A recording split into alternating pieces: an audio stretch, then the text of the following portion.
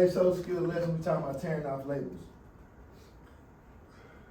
When you look at the picture that's illustrated, you see what a label is. You think about labels. Matter of fact, I'm gonna actually give you some labels. When we look at that labels, look at the things that you have on that I just gave you. So if you look at the labels on there, it'll tell you, like for instance, you have sanitizer, right? Yes, sir. And that sanitizer tell him that it's something that he can't drink, right? And don't get in his eyes and whatnot. And you have some napkins, right? And so, are those napkins? Yeah, envision facial nap. He got Tissue. So what are those tissues for? Blowing your nose or wiping your face. Absolutely. What do you have, Imani? Glue sticks. Yeah, it's glue sticks. What about you, Ethan? Ethan, that hand sanitizer, Mr. Gonzalez, what do you have? I got pop cubes. Pop cubes. Mhm. All right. So we all have something that has a label on it, right? We all have something that has a label on it. So we all know exactly what it is used for, right? So for instance, if I was to grab this glue stick right here, then it tells me that this glue stick is dangerous if it gets in my eyes, right? And it says it's not edible. Then it says goes on purple, dries clear, right? So it's a label on here. Far too often in school, we are identified by our labels, right? So we see a kid, we say he's in that behavior class, right? Or we see a kid, we say he what? He's ADHD, or he's ADD, right? Or he's autistic. We never give an opportunity to figure out what's going on with the kid because we already have the label ourselves, especially being the teachers that work with them. So instead of us sending a kid to a class, we say, hey, he ADHD. He's gonna do this here. So we actually label the kids. So number one, it says identify how is your labels working for you? How are your labels working for you? If I'm gonna use myself, right? When people see me, they see me as an ex-football player, personal trainer, right? A teacher. So those are labels. Those are things that I can't, that when they look at me, that's what they describe me as. But it's sometimes I'm outside and they call me Coach Scott. Am I a coach? Yeah, every day. No, I ain't coaching. Am I a football coach? No. Am I a basketball coach? No. Tennis? No. No. That's a label given to me because I'm an African American big guy. Yeah. It don't matter. If he walking in the thing, he an automatic coach. We got people in here from all over the district and all over other districts. If Mr. Gonzalez walking in the hallway, they gonna say, hey, coach. Am I lying? Automatic. Automatic. Yeah. That's a label. That's a label. It's a good label, but it's a label placed on you because he's a big guy, one. He's an African American, two. Because they don't associate us as teachers. Yeah. They'll never think that I'm the math teacher. They'll never think you're the math teacher, science teacher, social studies, language arts. But the Iranian guy that's walking in here, they'll assume that he teaches science. What do he teach? Science, right? But you get what I'm saying? That's a label. When I was at Cliff Creek, I used to have to tell them people, they say, hey, Coach Scott, and I say, hey, what you call me coach? I've been here 5 years, I ain't coached not one time. Mhm. It's the label. Yeah. All right. So, how do you take off the label? The word insanity means doing something over and over again and expecting a different result, right? That's insanity. Because if I keep cooking eggs, then they're gonna fry, right? But if I boil them, then they boil, right? So I can't fry eggs and expect them to come out boiled. So insanity is doing something over and over again and expecting a different outcome. So one of the things that you have to do is you have to actually change your label. So on here, I want you to write on your paper, identify what labels are working for you. Like for you personally. Like we know that, and I'll give you an example, I'll give Gonzalez an example. You know Gonzalez, that one of the main reasons that they like you is because you're a big dude. Right? Mhm. Because if you were 5'2", they wouldn't call you to go help them with no restraint. Or go get kids out of the bathroom. Right? Mhm. That's a label. Go get Gonzalez. They ain't going to ask for nobody else. Go get Mr. Scott. Go get Mr. Smith. So what labels at work are working for you or even at home? On the second part, I want you to write down what behaviors need to change. Like what can you change to make people perception of just identifying your label? What can make this better? So for instance, Amanda, if you get in trouble in school, what can you do different to change how people perceive you as your label? Cause right now, you disrespectful, right? Right now, you like to antagonize other kids, right? You pick at other kids, right? Right now, you don't like to be in class with Miss George, right? Right now, Ethan, you come to school just to go to sleep, right? That's what their perception is of you. So what can you do, right on your label, what can you do to tear out that label that they're trying to tell you that your problem is? Number 3, focusing on your strengths. Like, how can you tear off your labels by focusing on your strengths? I ain't picking at Gonzalez because he our little brother of yours, so I'm gonna tell you, go get your degree. That's how you focus on your strengths. Because nobody can call you coach when you walking in here if you principal, right? They can look at you and you'll be able to say, I ain't no coach. Because you know the first thing they're gonna say is, well, what are you? It never fails.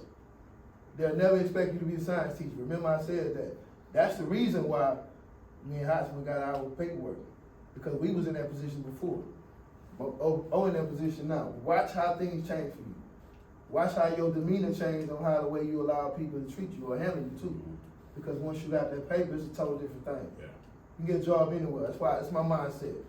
I'm not taking anything because of my mindset, but when I was a paraprofessional, I took everything. Because I knew I was at will employee. They could tell me, hey, we'll need you. Right? Get your mind. That's your strength. What can we focus on? Amani, what you think you can do better? I can focus on myself. Absolutely. You focusing on yourself, man, you can't get in trouble with nobody else. All right? Absolutely. Repeat what you're doing right. Always repeat what you're doing right. All right? So look, this is what I want you to do. Mr. Brown has, what you have over there, Mr. Brown? Envision facial tissue. Invisual facial tissue. Cut the light on for this. Mr. Gonzalez, what you have again? Pop cubes. Pop cubes. Mr. Smith? Sanitizer. Glue sticks. Glue sticks. All right. What I want y'all to do is kind of read the directions on the back of your, whatever you have. No, on the back of your paper, on the back of the thing. If you're not reading directions and you know what it is, you know what you got though, Mr. Brown, right? You know what you have. You know what you have. You know what you have. All right, here's the problem with SPED. Mr. Gonzalez, open yours up. Open yours up, Ms. Gonzalez. Take them out.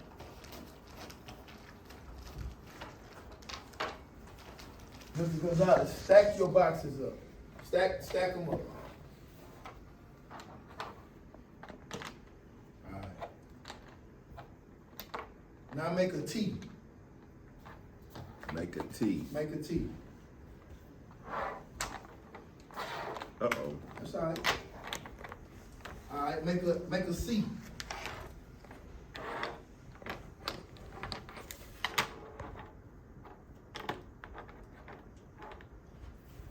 Now take them apart. And break one of them down. Like I'll take clear the- up here, buddy. There you go. All right. So what Mr. Gonzalez have right there is general education. On the back of his paper, there was no labels, right? So Mr. Gonzalez was able to do whatever he wanted to do with that, or whatever I asked him to do, right? That's general education. Special education, you got labels, right? So you can't drink that, you can't do nothing with that glue stick, with glue stuff. You can't do nothing with this but wash your hands. You can't do nothing with that but wash your hands, and you can't do nothing but wipe your face. But Mr. Gonzalez ain't had no directions on his, right? This is the issue with special education. If we treated everybody like that, so where we can tell them, do this, do this, do that, without us saying, oh, he can't do that. He can't do that. He can't do that, because it says you can't do that, right? What we have right here is a problem. We never get to learn what's inside. This water. This water. The moment we get to learning how to get in the inside of a kid, a la this kid right here that came to school 5 days in a row, right? Then we stop treating him what the labels say, and we learn what's inside of them. Mr. Brown, open yours up, and I'll open it up for you. What you have right here, Mr. Brown, brand new, right? Brand new.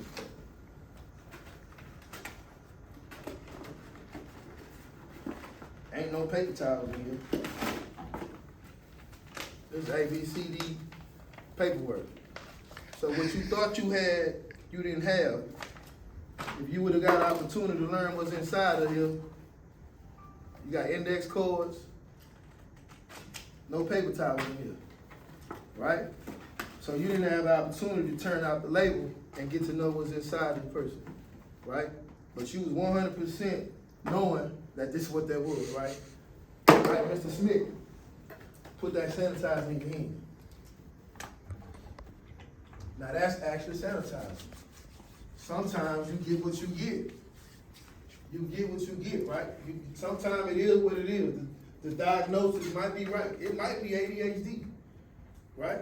Sometimes you get what you get. Mamani, open yours up.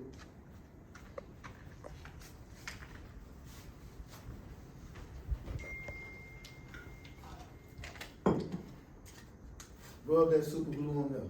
On here? Yes, sir.